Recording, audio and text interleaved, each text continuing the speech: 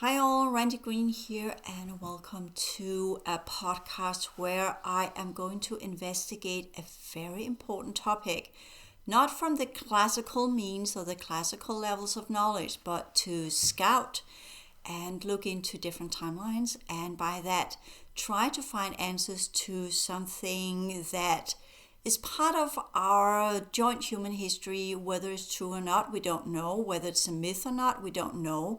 Whether it's something esoteric or occult covering something else, and by that trying to lift the veil using the higher order psychic energetic approach. And with that, of course, there are things that I will know and things I won't know, things that will show up. And this is not something you will find on the internet. So with me today, I have Josh as well, because he's going to help me. And what are we going to talk about, Josh? And we're after the Holy Grail today, quite literally. Whatever that means, that's what we're going to dig into here, or Randy's going to dig into, and I'm going to hold space. Yes, exactly, because I need Josh to hold the space here. It would be so much easier if I could do this on my own, but sometimes when I'm looking into what we could say the vast range of knowledge, there needs to be two people doing so, and often actually that's part of some of the older teachings where you have a male and a female energy represented, because the unity of all existence within our realm are divided in two aspects of what it means to be human. And whatever that means today is something that is being expanded, and that's not what we're going to talk about. I'm just saying that there is a reason why I need Josh here with me to do this today. Okay, so we have, what I want to put in here is that because most of you people out there, you have listened, you have seen, listened, looked it up, I'm pretty sure about that. We have the Indiana Jones version of the Crusaders, whatever the title is, where he is with his father, and they get into this half moon valley where they go into some kind of similar like the Qumran text, and they go in and they find an old Knights Templar that is protecting the Holy Grail that has the blood of Christ, or whatever it is, or if it is, they are also alluding to, is this cup used as the Last Supper, as we know from the Gospel of Luke. And for those of you who are thinking, or Randy now going the path of Christianity, no, remember, I've got a bachelor degree in theology, and I study University of Copenhagen, and our studies in Copenhagen are not particularly religious. It is a study like any other culture. I might as well could have studied Japanese religion, and it would be from the same scholastic angle. So it's very little to do with belief or believe in God or believe in anything like that. We're here investigating the idea, the myth of the Holy Grail, what that is and where it comes from, and how it has been woven into different belief systems that leads to different concepts and ideas of what this chalice, is how we call it in English, of gold holding some red substance that either gives knowledge or longevity or special powers or whatever it is. So we have the cinematic representation of it, a Hollywood representation of it, and we also have the Da Vinci Code, where we are presented with the Holy Grail is actually like the womb. It is a cup of the bloodline of Christ, or Jesus, more accurate, not Christ, because he, again, for those of you who are not really into the story of this, Jesus became Christ when he was resurrected. Before that, he was just Jesus. So Christ came afterward when he was resurrected. And there's, of course, some stories and understandings that goes with this. And we can say, are the Gospels literal history? In Copenhagen interpretation of that, that's a clear no. These are made up by humans that wanted to tell something, that wanted to share some information, either given to them in vision, or if we go with the Gospel of Luke, he says he got it from a very valid source that also gave him some other information about the apostles after the period where supposedly the resurrected Christ he walked on earth for 40 days, and that's the story of the apostles that the Gospel of Luke dive into, and speaking in tongues. And from that we have different sects that have grown out of that within Christianity. just putting this in, I can only urge all of you, if you are interested in this, look it up on the internet somehow and get the pieces together. But the matter of the fact is we have 4 different Gospels, and only the Gospel of Luke talk about the Last Supper, where I think that's one, or might be Mark as well, but it's not the same in all of the Gospels. There are different representations of the Last Supper, and the Da Vinci talks about the Last Supper. So there is also the understanding that the cup there is the one that he passed around the table the night before he knew that he would go into the Gethsemane garden, and he knew that would be his final task on the planet. And he had that Last Supper where he called his disciples together, and they were sitting, and that's from the Gospel of Luke, they were sitting there on the first floor, which, if we go with the esoterics, actually has a significant meaning, including that there's something about a water bearer that signifies the shift of the ages, from the ages of Pisces into the ages of Aquarius. Anyway, so he had this Last Supper where he passed around the cup and then supposedly said, I break this bread, and by you eating this bread, you will be a part of my body, the corpus of Christ. And when you drink from this cup, you will drink from my blood. Saying as in, does that mean you will become part of my bloodline? Or is it because the Jews believed that the blood held the gem of life that goes with that hence kosher, sorry, I don't want to go into the killing of the animals, but they have a specific way of doing that. So they spill the blood on the ground, and just for the sake of this, I'm completely plant-fruitarian. I do not eat meat, and I don't support any of this. I don't support any life form being used in any ways or forms in some form of exploitation to keep anyone alive, or themselves, so to speak. I don't exploit any other life form for keeping myself alive. So just so that is completely clear when I talk about this. So there are the understandings behind the different rituals why that was done. And typically the scholars say that with the Last Supper and the whole kind of communion, which means to come together, binding together via a ritual, that you then in that Last Supper would remember Christ. The communion is to become part of the corpus of Christ, which later on were taken over by the church.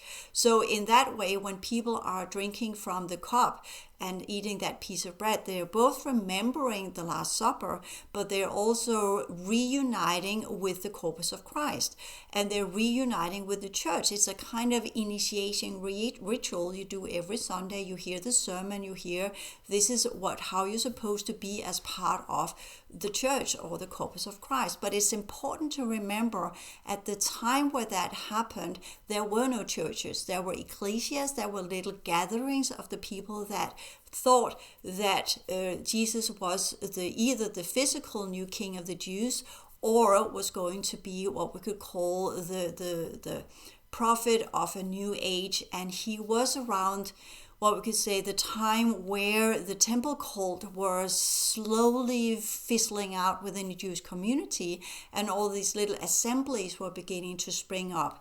And there were many different interpretations of what the true version of interpreting the Torah was, and all of these kind of things. And the original Jews saw Jesus as a kind of new interpreter of some of the ideas of Judaism that went into many different directions. Just so we got that one all squared away, so we have an understanding, okay, this was a ritual not meant for the Christians, but meant for that group of Jews that were gathering around Jesus at the time. And that's kind of what we call the scholastic understanding of this, and not the ritual Protestant or Catholic understanding of it that came later, that were invented by the church and then adapted into church rituals that will then generate followers and give powers to specific groups within what we call the world as we know of it, the church behind the Christian church. Okay, so what I pointed out here is the understanding of we have a golden cup and we have some kind of red liquid that gives some kind of communion or integrates or connects us to something, whether it is a church or it is some kind of imaginary collective, a community, community, which the corpus of Christ also is in a way. And corpus is Latin and means body of Christ.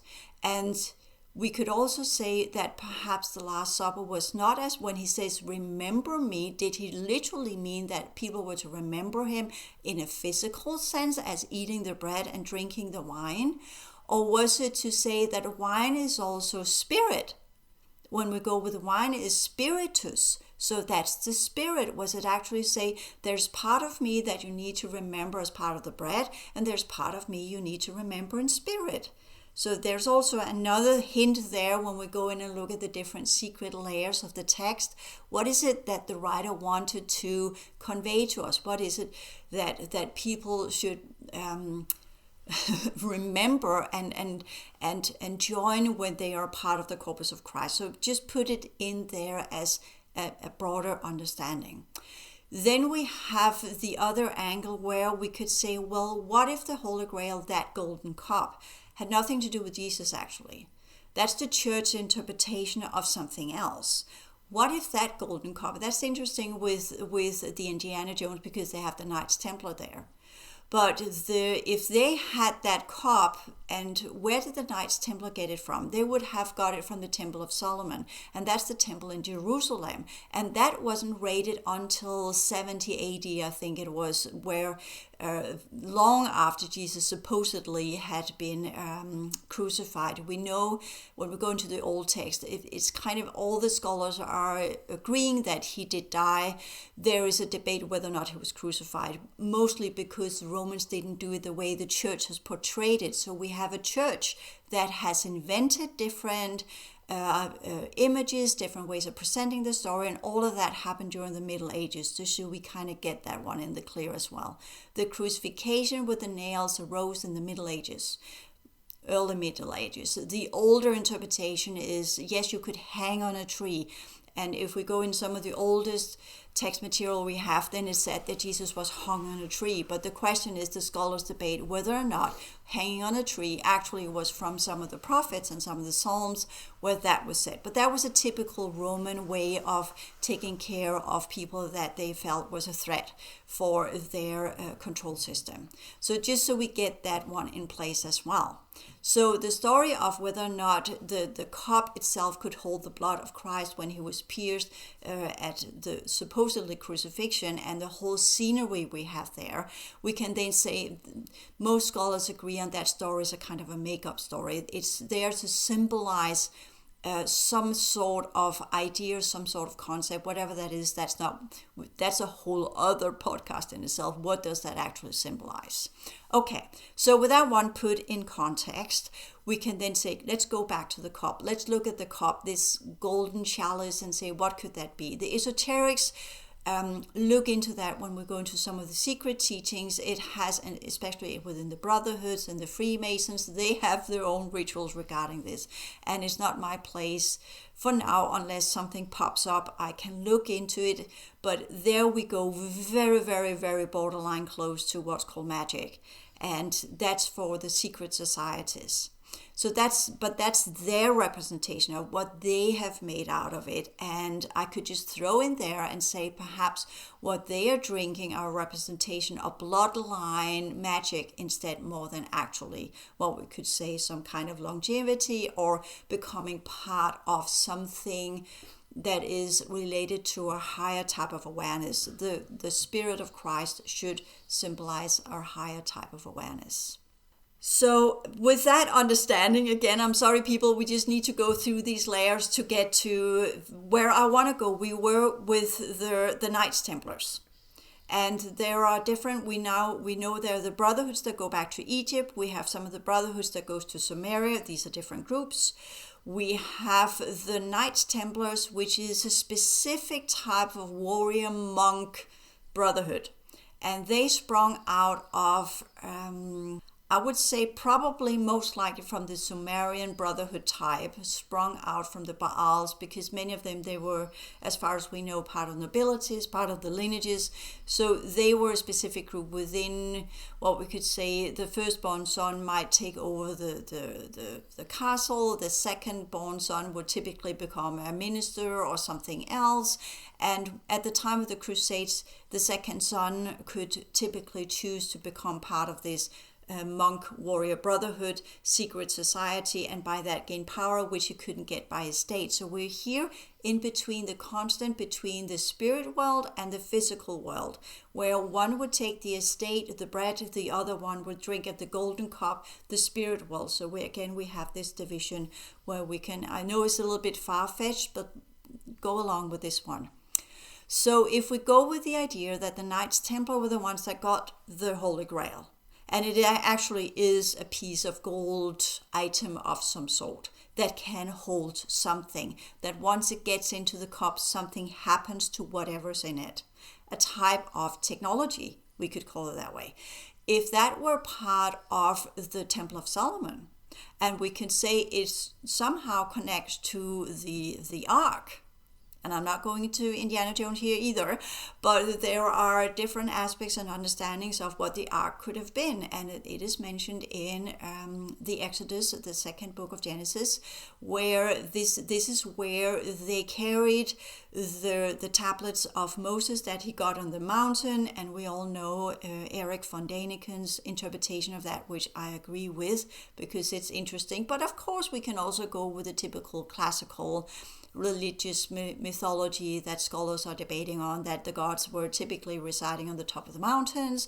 They were often cloaking in these top levels of the mountains, which many high mountains have skies up close to the sky, clouds around them, and thunder, and all of these kind of things. But it could also be the other thing. Could it very well be? We don't know. Anyway, so that's the traditional understanding of the Ark, that carried the tablets of Moses that he had got from quote unquote God on the mountain of Horeb, I think it is. There is another version of the mountain as well called something else, and that's another debate. Why are there two different names? The inconsistencies that are in these ancient texts, right? Because different writers, different interpretation, different narratives, different iterations, and different representations. Each one that wrote it, rewrote it, and redacted it and put something in, all depending on the religious political agenda behind rewriting these ancient texts. Just so we got that one in the clear as well. There's nothing that humans create that does not get impacted by the human that does it. The whole idea of that something is divinely given, in my interpretation, even though the most sane prophet that has been the representative of the speaker of God or whatever, inner voices, whatever, it filters through the human brain, including the angelic messengers going in between different states of... Anyways, I'm going way beyond here. So going back to the Knights Templars and the Temple of Solomon, which we know has a huge role to play within the brotherhoods as well. We have one of the capstones. We have, when we do the coronation of, for instance, when Prince Charles was coronated, one of the stones, there was a stone in the coronation chair that is from the Temple of Solomon. So all of these things play in and have what we call some kind of energetic, magical effect on the people that are participating in these different rituals. So there is this understanding that different items, different types of rocks, the cornerstones, people that looks into buildings of the brotherhoods, so this is where you are really, that's where you really skilled, Josh, with the whole understanding of that. Interest anyway. Yes. And maybe it might make sense to, for those who aren't familiar with Von Daniken's interpretation, toss that in real quick. Von Daniken states, they kind of said, came in, that it's not God, it's a craft. Oh, okay. Simple as that. Ancient aliens, yes. Yeah, ancient aliens, yeah, exactly. So anyway, so when we talk about the different buildings that we have around the world that are part of the Freemasons and the whole secret society, they have specific ways of building arches and pillars and using specific type of stone, masonry, the cutting out stone in a specific way. And all of that alludes to somehow the communion, the interaction, the spiritual, energetic energetic interaction with the original temple of Solomon, where the Knights Templars got certain things which we know. We have the movie that was made, National Treasure, was it called, that one, where that was interpreted, again, Hollywood information. These ancient or older churches too. Yeah. All the special features, there's tons of them that go into that. There's plenty of information online about those too. Yes, and it's all about this kind of understanding that any building you make on the earth is a representation of the divine represented on earth, and the ones that are living there or exercising whatever type of ritual will be the representatives, the intermediary between the heavenly realms and the earthly realms in these different buildings. And the same idea goes with when we talk about items, and we have these specially appointed lineages that are capable of, via their specific type of mitochondria, work with the different or the secret layers of society and the secret layers of reality, from where they can energize specific items so that they become a type of technology that creates a link between the divine and the human. And today, for me, it's not divine, for me, it's the extraterrestrials. I have no doubt about that. What I've seen and what I'm part of, the whole divinity is for me an interpretation that is done by people that doesn't understand, or is put in there as a cover story, or it's the oldest cover up, let us put it this way. If we go far with the ancient aliens theory, we go far back in history, and my claim is, of course, that 15,000 years ago our world was taken over by other groups from other systems, and since they downsized human capacity and sent the majority of humans and the original lineages into oblivion, sent or voluntarily, that's again not here, but the point being is that if you have humans in oblivion and you have extraterrestrials that are walking around them, well, what's the story? What's the cover up? Gods. Technology of the gods, literally, and they were there to take care of humans and what have you. And eventually, when the fourth dimension no longer was available, some 3,000 year BC, when that kind of ended being part of our reality field, and new type of humans were created with the reseeding of the fourth cycle, which sprung to life Sumeria and Egypt and all of these high cultures that we now know that came, some of them came from Atlantis and other came from other groups on our planet, reseeded, but now with a lesser capacity and have been closed off from the fourth dimension, and by that excluded from the heavenly realm, so to speak.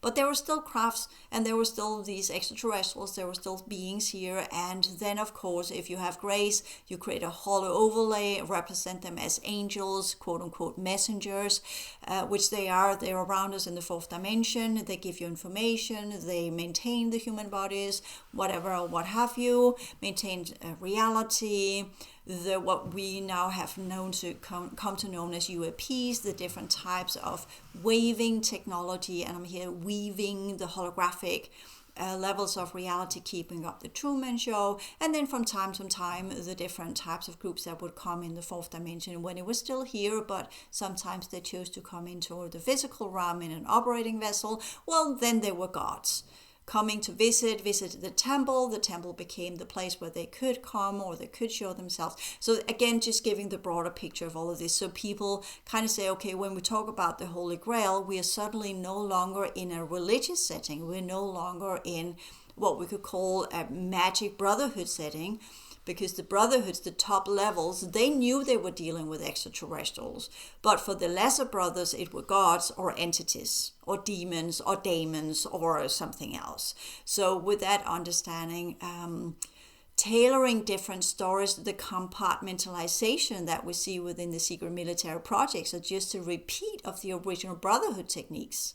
It was done the same way in the brotherhoods, in the Masons, the true Mason lineages before they got watered out and were this public for show front that they have now. But the original secret societies, they had these different levels where you only knew what you had shown the ability to attain, as well as shown the abilities to carry the gene code sequences that allowed you to access different levels of reality that were in alignment with the gene code in the mitochondria that opened up into the fourth dimension, and by that into the true level of knowledge of our human civilization, and including all sorts of technologies.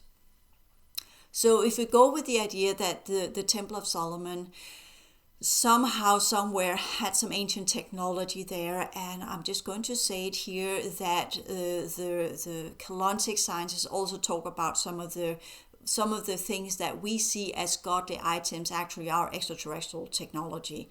And I would say today we are also having crafts and reverse engineering, and now we call it computers and iPhones. And back then, if we put an item of what we have today and put it back in 2,000 years ago, it would be seen as something divine, just so we get that one in context. So let us just level it all out into rational, logical, let's look at the facts here without actually having the facts, but instead of cloaking it in astral, emotional, religious, spiritual, this is so fantastic, magic kind of thing, going in and say, okay, we have alien technology, we have a specific type of the way the alien technology works. It works via genetic, energetic recognition and affinity. So you have to have the gene code sequence from the human DNA that is in the quote-unquote third dimension Truman Show, base program, frequency-oriented DNA, connected via the mitochondria power station. There is a blocking there.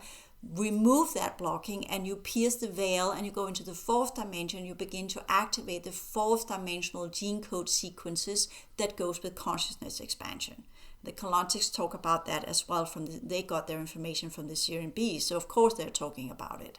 So with that understanding, we also have the Syrian A's in the Alice A. Bailey material that does just talk about initiations. You work with your chakra system, you open up the different layers of the chakra system. It has 3 layers, and you open up the different layers on the etheric, the astral, and the mental layer, and then you get into the heavenly realms where you begin to connect with the logos of the solar system and onward and so forth, and you go through different initiations, and you meet up with the Great White Brotherhood, and they will show you how to do the initiations and all of these different steps that you will go through where you will attain more and more advanced type of consciousness. So it's prior to the Keylontics, and that's why I just want to put it in there for those of you who say that's the specifically copyrighted material from the Keylontics and Ashana Dean. I'm just saying it was there way before she ever talked about it.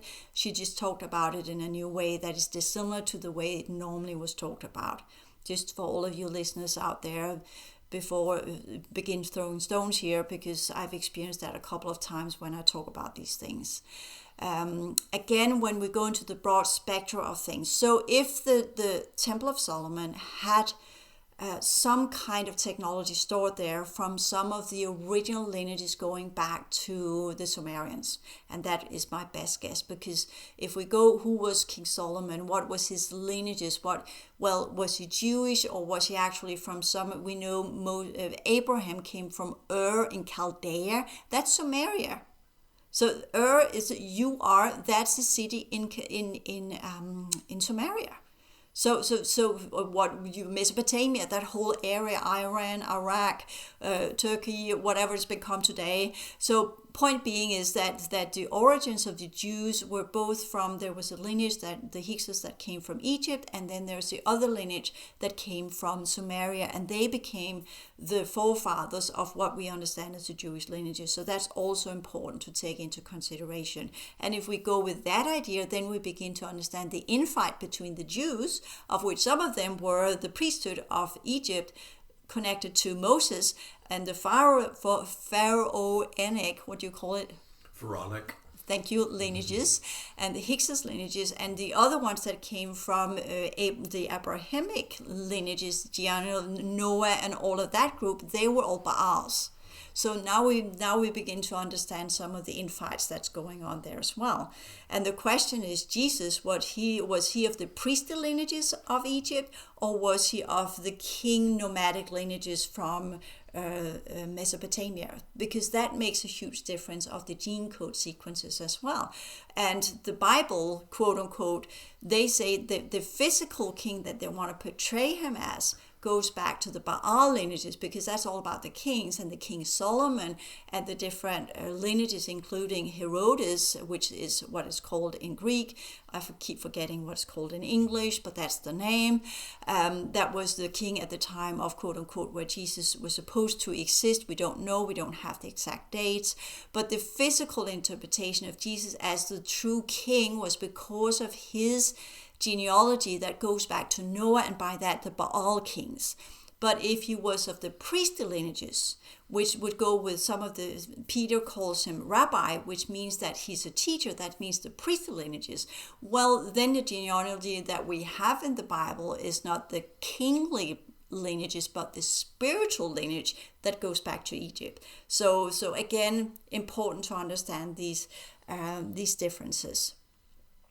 So if we go with the Knights Templar, and we say the Knights Templar, they are what we could say warriors of the spiritual matters more than warriors of the physical matters, because you can have warriors of war that goes with jurisdiction and property and land, and you can have warriors of the heavenly matters that goes with belief, that goes with spirit, that goes with what we could call access to other levels of reality. And I know I am I could just look at Josh. He's completely bombarded right now.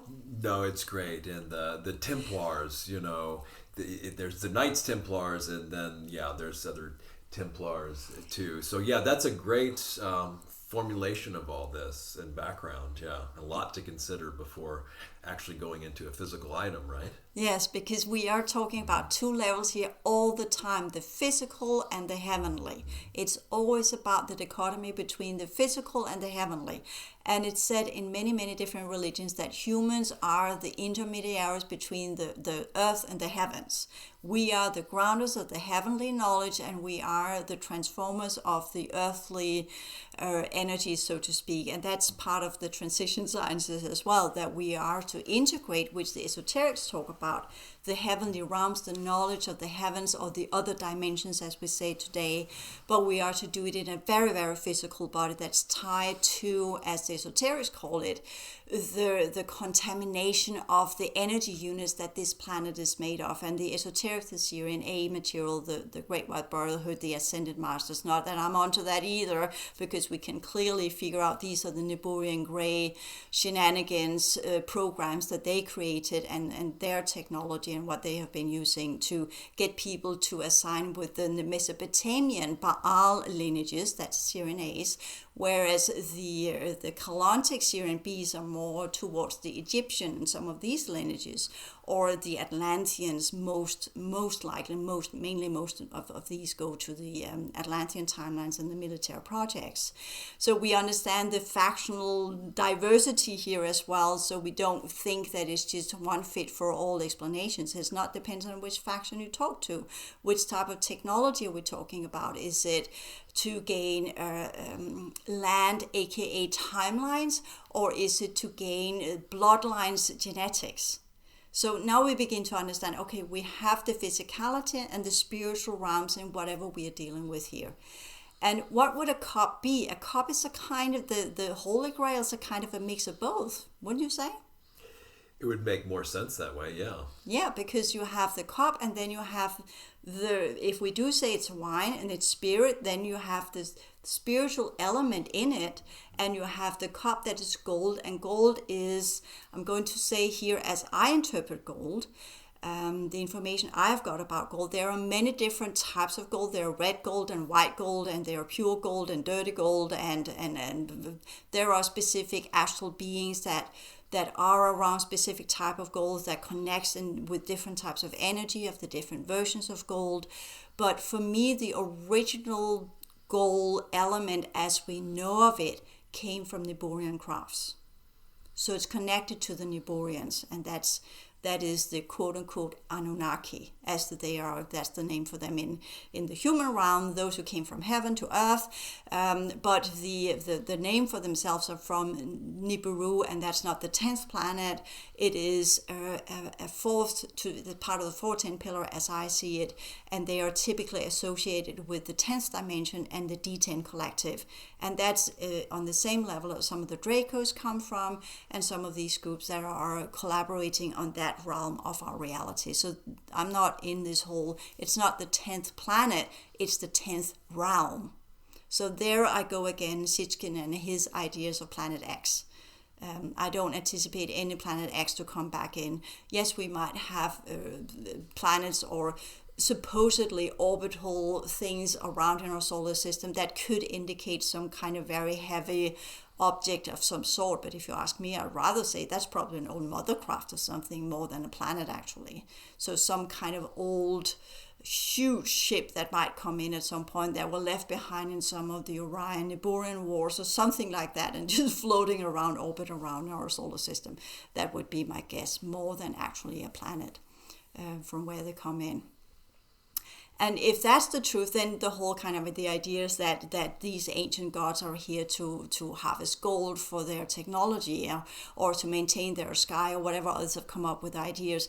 That I'm not buying into that idea. For me, the different types of heavy metals as well as precious metals and rare metals are the way, if you have an alien craft that crash lands, because that has happened many times in human history, especially after the fourth dimension were lifted out or veiled out of our reality via technology. And if you then break through into this realm where fourth dimension dynamics no longer apply, and you actually are flying in with a fourth dimensional craft, then there's a recalibration that has to happen. And if that recalibration is not working well, then it will crash due to the laws of quote unquote gravity, as in they can no longer float on the holographic energetic network. They go right into our reality here, does not have that original holographic energetic network from where they can fly. We have an artificial kind of realm that goes up in the ionosphere, and that's why there can be a specific type of craft that can operate inside our reality. And they are typically drones. They are run by androids and not by original organic beings. But some of the original 4 to 10 dimensional beings that would come in their crafts, they would use the holographic network of the 410 pillar. The Colontics call these A-pins, and I've just translated it as in alien intersection planetary network, something from where they can enter into our reality field, and often actually positioning crafts inside our reality in the soil on different levels, from where they would let that fourth dimensional craft crystallize, create a specific type of heavy element or rare element or precious element, from where they would then have what we call the rod or the anchor point of that type of genetic and dimensional features that allow them to come into our reality without crashing or without having to use specific gate systems. They could literally use an old craft, put it in the soil. I saw so many of these in Australia, and I was shown how that actually works by some of the colonizing races down there. They put in a craft, and that craft then solidifies due to the mechanics of our reality field, and then becomes a rare metal or a heavy metal or you know what I'm saying, precious gold, metal, yeah. Precious, yes, thank you. And with that vibration, having that seated in, they can then begin to anchor it up to the artificial fourth dimension that we have around our solar system, and that will create the bridge. So they don't need to use the old gate systems, because they now have got part of a craft inside here with some kind of genetics imbued into it that gives this kind of vibration to it, which of course attracts astral entities that are kind of what we call a holographic residual mirroring infused with human emotional energy, that will then allow them to work inside. I know it's not explained in detail because it's difficult to explain these dynamics, but that's how they've done it. So the whole crash landing is not a new thing that happened in the 40s. It has been part of a way to seed in an anchor point. You can either do that by technology or you can do that by an organic vessel. If you do it with a craft, then the craft itself will have an organic gene code in it already from the race. Hence, it would be easy just to drop a craft, remove the organic vessels, or have a few vessels in stasis there, so the gene code would still be there in the craft, upholding the gene code in the craft. It would all solidify, melt out, become a heavy metal, and then become part of our society, part of this world. So when people have said that they're here to harness gold because they need it, I would rather say they might have been interested in getting some of the old craft material back, because when they seeded in these crafts some 12,000 years ago or even further back, the gene code was more pure than it is today. So for me, that would be why they would be interested in that. So that could also be an old craft, could also be a Holy Grail. Or you could have part of a very, very specific type of, if you had a craft that were very, very high precision, as in kind of the purity rate of the gene code in the craft. The metal itself, we know within the Dracos they have what we call royalty, and that's the elder races. Their gene code is pure. It's really pure. It's highly pure. It can go into whatever sequence or whatever dimension or whatever adaptation. It can change into everything. It's kind of the top code of all of the other lineages, all of the other descendants. It's the top of the entire hierarchy of a specific pillar of extraterrestrials. So that's an elder race, and that's where they're so pure.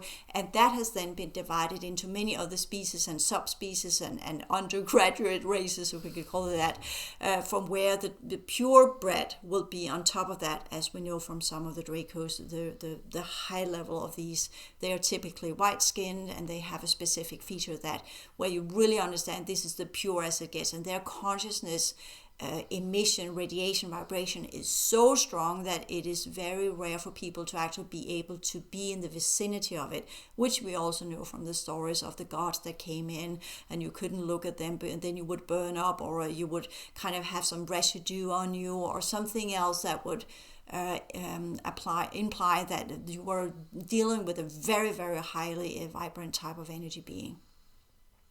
So with all of that, summing it all up, because I'm just going on, here is that kind of, what if some part of, for me, when you ask that story of the golden chalice or the Holy Grail, the version that the Knights Templar are talking about, could very well be some kind of material from an Iborian craft that were then put into a cup, and whatever was put in there of whatever liquid it was, especially wine that has this kind of ionizing with gold, it has some kind of chemical. Once it got in there, it might erode some of the gold and some of the content of the gold, if it had some kind of Iborian gene code, might go into the wine, and then the ones that drank it might get their mitochondrial DNA, the lineage is amplified. That's the brotherhood stuff. That's where we understand that part of it. Okay, so, and then just to add it all up, there might actually be something that goes further back, because when we can say, well, where would that Lemurian, there are just, I just spilled the beans there, when would that craft have landed if it is an Iborian craft? Since gold for me typically is associated with Iborian crafts, it could also have been made out of copper. We know, or I know, because it's shown to me that the staff of Aaron that he uses in some of the old texts to change things from a tree into a snake or whatever, it's made of a kind of copper alloy that's the same staff that the Egyptian priesthood has and the Egyptian gods have, that staff they have. It's made out of a copper alloy. And that goes with another branch of the lineage, the copper-based lineages. Whereas you can say the bloodlines that we know of the Baals, they are perhaps more what we could call, what is that? Iron? Yes, iron-based. But you can also say where the lineages that are quote-unquote gold-based are the high-level top of some of the elite, some of the secret societies. Do they actually have humans that are what we could call more gold-based, as in kind of that type of metal? That in their blood veins works differently because they connect to the fourth dimension, or that's just a question. It doesn't ring true, but I'm just throwing it in the mix. So we begin to think in these types of technology is associated with specific gene code sequences that are associated with different types of cells, that are associated with mitochondria, and the way that these power cells, the mitochondria is an old type of cell that science says it shouldn't be in the human cell. It is anaerobic. It is, if they look at the gene code sequences of it, some of the earliest cells or some of the earliest bacteria that was on our planet. Whereas what do you call it, eukaryotic, is that what you call it? Eukaryotes? Yes, thank you. The ones that can process oxygen. And when we go in and look at the blood itself, blood has they are processing oxygen. Blood cells process oxygen.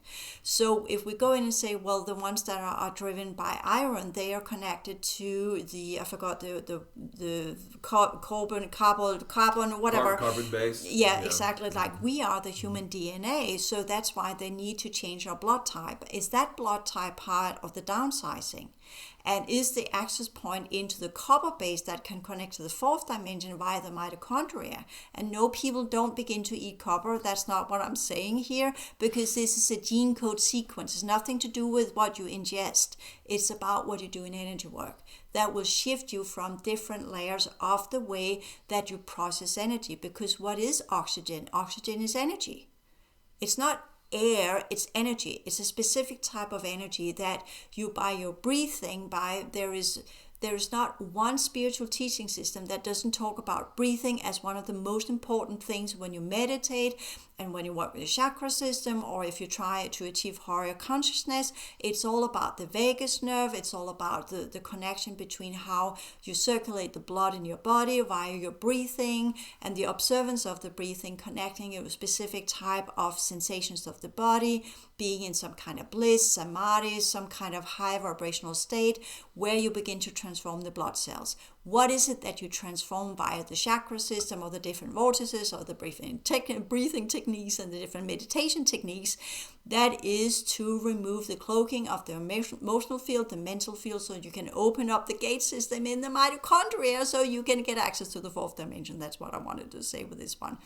And if you then, by different rituals and different items, can break that veil down quicker in the mitochondria, and since it's one of the oldest types of cells we have, why would they use that as a power cell from a time where our planet had no oxygen and had no life on it?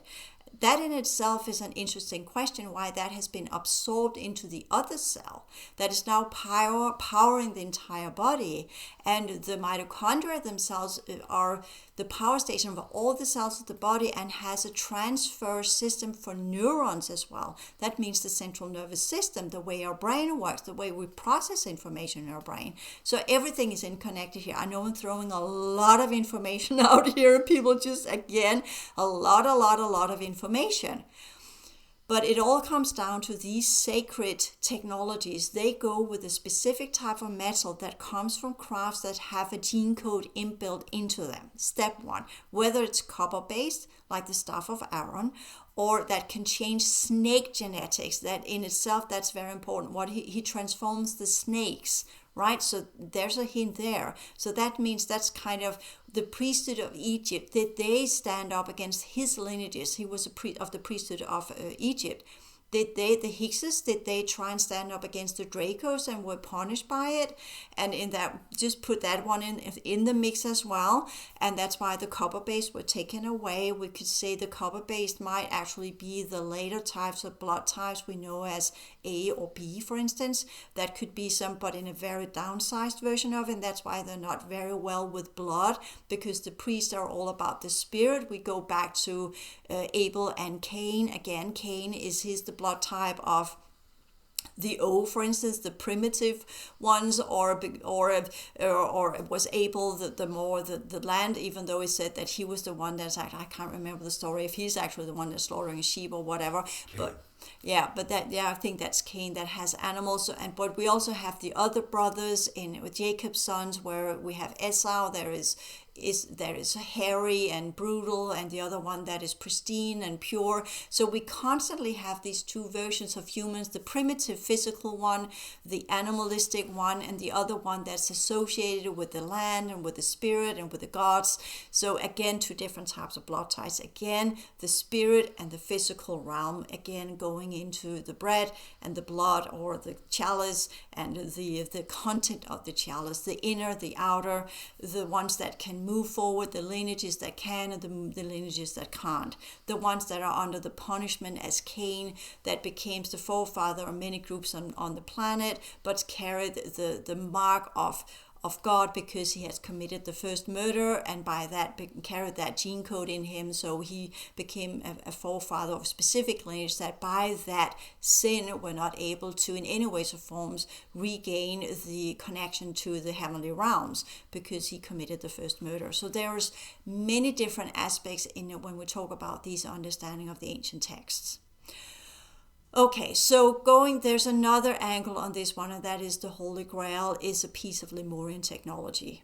And that's a whole other aspect, which then no longer is a chalice, no longer is a cup. It's actually a round plate of a specific type of technology. It has what we could say, what we would call gold, but it's not actual gold because it's not crystallized. It's not in a hexagonal pattern. But it has a gene code that looks like gold, and then it has a ring around it that's a kind of a crystal disc. But that's a whole other place of what we say that Holy Grail is. And what is that? That type of technology is similar to when we go to the story of Anu, where he had the plates of, I think they call it the plates of destiny. Inanna went for these plates, these crystal plates, which is the Holy Grail, is the gene code sequence for lineages. So it's the root of that, what creates a lineage inside a reality field via technology. We can do it differently through the gate systems, through our own means, but you can also have a genetic library where you have the different gene codes or the different lineages that have got allowances to operate inside a reality field. You can do it by hijacking, placing a craft in the ground and get access that way, as I talked about. Or you can petition for it, so to speak, via the councils, and then you will get that specific type of crystal disc inside the genetic library. And that's also a Holy Grail in that understanding, of the Lemurian understanding, where if you get the allowances, you go to the councils, you get the allowances, you get that specific type of crystal technology, where you can infuse it with specific gene code sequences. In the middle, literally just lineages after lineage, sequences after sequences of what type of vessel you're allowed to create, and what type of gene code sequences you're allowed to have here, what type of operations you're allowed to have here, and what type of effect you're allowed to have on the reality field at large. And with that, what type of pillar you're allowed to participate in, and what kind of projects you're allowed to have. And that will be stored in the library. And that's also what we would see as a Holy Grail. That's another version of what we could interpret as a Holy Grail on the oldest, highest level of it. And I can't go further into that than that level, but it is the seeding mechanism of what allows races to exist inside a reality field. Whereas the others, they have taken it by brute force, crash landing a craft and letting the processes of Earth integrated into the Earth grid, and by that get access, or people touching it and by that altering the gene code, or via specific lineages. Many of the copper-based are more Syrian A-oriented, as we talked about the Egyptian lineages, whereas we could say the red blood cell with the iron perhaps are more the Sumerian type, and onward and so forth. And these, again, I just want to put in there the crystal discs that Anu had, and Inanna, she got them, and she created a lot of weird stuff with them, let's just put it that way. You remember, perhaps or perhaps not, the myth where she gets Anu, get him drunk, and then she steals him from him. Anyways, so that's another story, and that created a lot of weird creations, because the discs that the Anunnaki or the Niburians they had got access to, they got allowance to be here, and they created 7 heavens and 7 underworlds they're kind of the same shield technology.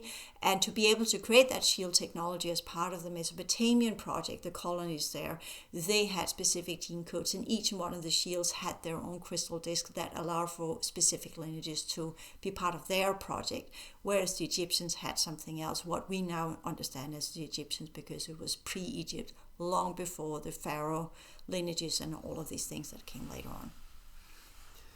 Fascinating. Yeah, it's have the kind of the distorted version or the lower version, and then the higher version, this dichotomy or polarity of type things. The 2 things that came up, I don't know if we go with this because it could open up into a lot of stuff, but 3 things. Is the gold in the 4D have to get in this reality field and to turn into that type of gold. The importance of rituals involved in all that, and I don't know, that gets a little murky, and we're trying to get away from those rituals, right? No rituals, please. And then the other one is the positive and negative blood type. You mentioned A and B blood and O blood, but now there's this, what they call RH factor, positive and negative of each one. So that's just a few things that came to mind. And yes. Well, of course, the gold is inside this reality, but the amplification factor, or vector, if you want to put it that way, is actually a vector, is in the fourth dimension.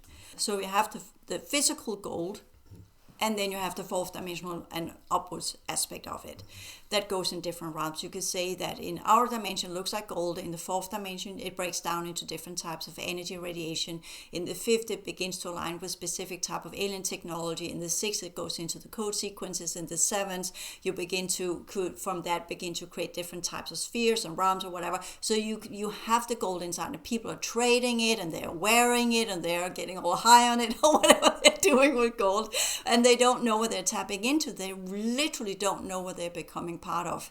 And when we understand that what we understand is the money system inside our reality, that comes from the Baals. And we know business comes from the Baals. And all of these institutions that run on gold and money and trade and these kind of things. Yes, the Egyptians had trade, but as I said, they were more what we call priesthood lineages, whereas the Baals are traders and kingships and physical and jurisdictional rights and what have you. So with that, there is... I'll just leave it at that, because it makes so much sense why gold has this specific position inside our society. But people are unaware of that all the gold items, they have a little pieces of Niburian crafts that they are, with their handling of it, are either creating astral entities or drawing in astral entities. It has been used in so many different forms of rituals over the course of time. And it's so infused with so many things. And some of the things that are called pure gold has less astral entities attached to it. The ones that are called dirty gold is really, it might, for a gold trader, it might look the same, but energetically it's two completely different things. So if you have dirty gold from an angle of not a trader that looks at carats and say, oh, it's this or that or whatever, and so much silver in it or whatever's going on, but you are looking at the energetic side of the gold, then the pure golds will have more of the original Liburian lineage genealogy imbued in it, so that when you do work with it, it is a gate opener. Whereas if you have the dirty gold, all you will get is access to the astral plane. So that's some of the things that goes in this. And that's also a reason why there's gold in computers and gold in chips and gold in all types of technology that runs with what we could say the different types of invisible Wi-Fi, GPS, all these kind of things. That's energy. You're riding on the waves of a reality. You're creating networks in the aerial energies, if you want to put it, the energetic wave patterns of our reality, using the type of fourth dimensional technology that are used in crafts, where you can connect some physical item with an energetic reality, but it's the energetic reality that codes the craft's features, the possibilities of it, and what it can be used for. Anyway, so this, just to put that one in. And rituals, no, I'm not going to touch that, because could we just throw it all out the window, please, and stop doing rituals? That's what I was getting at, yeah. Yes, please, let's just forget it. That's part of the old world order. That's part of a different agenda. That's part of a religious belief system. That's part of, if you don't know how to work with energy, you turn it into a ritual. Simple as that. Because then you can say, but via the ritual, then there becomes a habitual pattern where you code your own body that when I do this, then this will happen. And then you will code yourself to, then when you do this, this will happen. But most people that use rituals, all they get access to is the astral plane. They don't get access to the fourth dimension, the higher realms. They just get access to their own projections and their own longings, their own wishes, their own desires. And rituals are tied into this whole comfort zone. I'm sorry, I'm just being very straightforward about this, and I know there are people that say, well, it's important for me to light the candle and put my Buddha figurine in the middle of this and have these little crystal bowls and whatever going before I can start my energy work. And I get why it's important to create your space, as typically said. But when you really understand how to work with energy, it's not the outer space that determines how you work with energy. It's your inner space that is strong enough to administer wherever you want to go. You don't need the items to create the environment. You create the environment by who and what you are, and the repetitive ways that you're using your energy system and transform energy in specific ways. And their rituals can become a barrier that prevents you from moving beyond your own boundaries of where you feel safe. I meant the ones that we really, I mean, that's the more everyday type things, almost routines in some cases. The ones that I think we should really shelf are the ones that these special operations and magical operations, like where the heck did these things even come from to begin with? It's like, you read some of these operations, it's like, how did that, well, probably aliens. I mean, because, I mean, yeah, that's the stuff that's really weird to me, you know, like all these specific doings that will have these really specific effects, and I don't see the point. Well, let me turn this around and say, what if all the things that you have seen and learned and heard about rituals or something that's created for the purpose of cloaking how they're really doing it? Yeah. That all of these, if you make most of what we know of rituals today comes from Hollywood. Okay? You have seen it in movies, you have read it in books, or you have read it from people that made it up, even Harry Potter, whatever. You are seeing it, it's being shown to you, this is how they do it. And I would claim, no, not what I know. Nobody's doing that, because if you're part of the real brotherhoods and the real secret societies, you have it already in your lineage. You don't need to do all of these opening and drawings and symbols and what have you. You have to talk to ritual magicians, and I don't actually know. No, but that's from the Middle Ages. Yeah, that's another thing. Yeah, and most of these quote-unquote groups from the Middle Ages, in the Middle Ages we had a huge rising of the underworld. And that's kind of what we call more the lineages that goes with the Nana and what she did and what they were doing and whatever that was going. So that's a whole other stuff. All of these things that we are seeing are not connected to the quote-unquote angelic races. Well, you could call them that if you like, but they're a different variety, right? So that goes with that understanding of how to protect yourself from that. Because if you go into the true, I'm just going to put it in there and no further investigation. But if we go in and say you have the Kabbalah, where you, via the different sephira, connects via different symbols to specific type of archangels. The original understanding was the reason why you connected to these archangels was because as you opened up the different layers of reality of the secret realms, you would, because this is Niborian technology, I just said the 7 heavens and the 7 realms beneath, you have both up and below. So when you work with the different realms, you will always open above and below. You will open up to the heavens, and you will open up to what's at the other end. And by that, you needed these sigils and these symbols and whatever to call in the angelic warriors that would help you to protect from not rising up what was the other end of the 7 heavenly realms. And of course, there would be the angels or the archangels or these forces. Would they help the everyday human that were tampering around with this? Of course not. It's like everyday human saying, and I'm not going to go there, but of course not. So when we talk about these things that have been put out there in the public, most of the time, in my opinion, and I could be wrong, but in my opinion, what has been given out there from quote-unquote whistleblowers from secret societies that got into these secret societies and got to the first tier and then were literally pushed out or excluded because the way that they wanted to work were way too ambitious or way too selfish, or they had to gene code for the opposite end, or whatever it was. They would then be thrown out. Why would that type of human go into a secret society trying to learn this? To gain power, often from the Atlantean lineages. trying to regain what was lost, trying to activate whatever power they had back then, and then being thrown out of these societies because they're way too selfish. What would such a person do? Such a person would go out, create his own school, create his own society, and reveal some of these very secret knowledge of drawing all of these symbols and doing this and this and this, and taking that remedy and that color and that type of doing silver. Things in a certain way at certain time with certain objects and yes, yada yada. because that's the way, that's all that person would be able to do, and that's the first step of what you learn. You learn to handle different items like a chemist when you work in a science lab. How do you use the microscope? How do you use this? How do you use that? But that's just the kindergarten version. Once you get above on a certain degree, you stop using items because you become it yourself. So it's just this way of coding a specific type of consciousness potentials, code systems, activate specific genetic layers of your already existing lineage that you have, but some of this has been forgotten.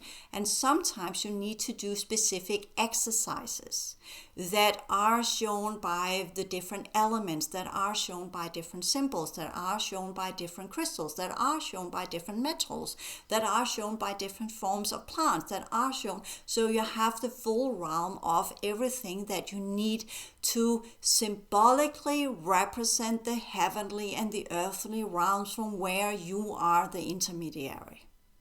Okay? And that's all I'm going to say on that one. And if you can't master that, then you get thrown out of these societies. And that's many of the teachers that have revealed these teachings have not managed it in the secret societies and been thrown out. Now, the positive and negative blood. Anything to say about that? I would say that is an effect of residual astral energies that over the course of time has come to being due to wrongful use of energy and wrongful use of our organic vessels, had divided humanity into further types of blood types. Will it then mean that people that are negative are more negative and people that are positive, quote unquote, energetically? No, it just means different types of astral energies that works in different ways. People will say, well, if you have resistance O negative, does that then mean that you're connected to the underworld? Or if you have O plus, then it means you're connected to the heavenly realms. No, not necessarily. It depends on the karmic lineages. It would be so easy to say, yes, that's it. Oh, I would love that simplicity. And some might say there might be a little bit of overweight that, yes, a minus might actually get you polarized in a specific direction more towards the past, whereas the plus might actually get you polarized more towards a kind of a future. But since time is linear and the way we perceive time has very little to do with the actual past, present, and future of the horizontal layer of our gene code sequences, to put it that way, the way we work with it, I would rather say that if we talk about the mitochondria, the way that an O plus, for instance, I'm just doing O plus because I know there's A plus and B plus and whatever plus, but the pluses, they will have to work with their energetic configuration in a specific manner that will create a specific type of not the Fibonacci spiral, and we're not talking about the metrotonic, here I'm talking C and B information, the 55 calibration, I'm not talking about that. That's something entirely else that goes to the fifth dimension, and that goes with the cubes of the fifth dimension and the way they download information, whether it connects to the fallen timelines or it connects to the positive quote-unquote timelines that leads to actually progression and ascension dynamics instead. I'm here using the word ascension instead of elevation.